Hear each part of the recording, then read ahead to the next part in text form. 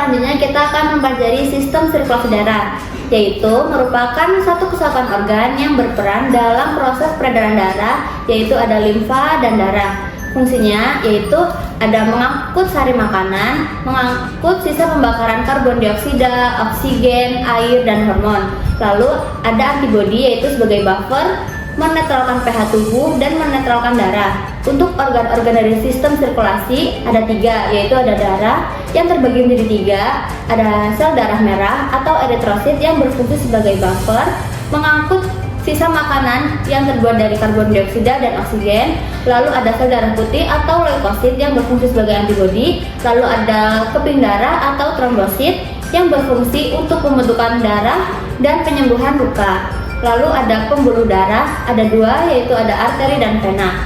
Untuk arteri sendiri berfungsi sebagai pembawa darah dari jantung ke seluruh tubuh yang kaya akan oksigen. Untuk vena membawa darah dari seluruh tubuh ke jantung yang kaya akan karbon dioksida. Oke, yang ketiga ada organ yang namanya jantung. Itu terdiri dari 4 bagian.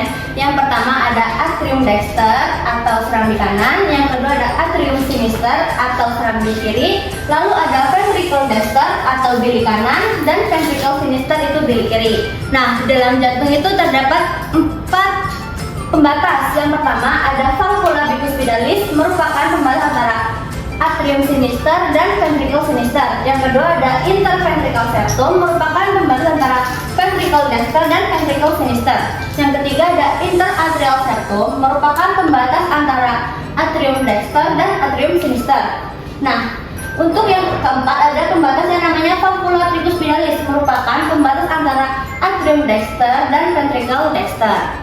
Baik, selanjutnya ada mekanisme pada saat inspirasi dan pada ekspirasi. Yang pertama pada saat inspirasi yaitu darah yang kaya akan oksigen dari paru-paru akan mengalir melalui vena pulmonalis yang akan menuju ke atrium sinister, lalu akan ke ventricle sinister yang akan melalui valvula bicuspidalis dan akan melalui aorta dan akan mengalir ke seluruh tubuh.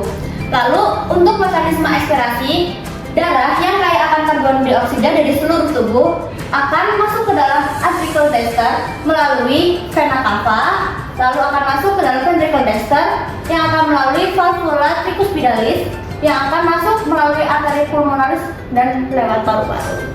Sekian, terima kasih.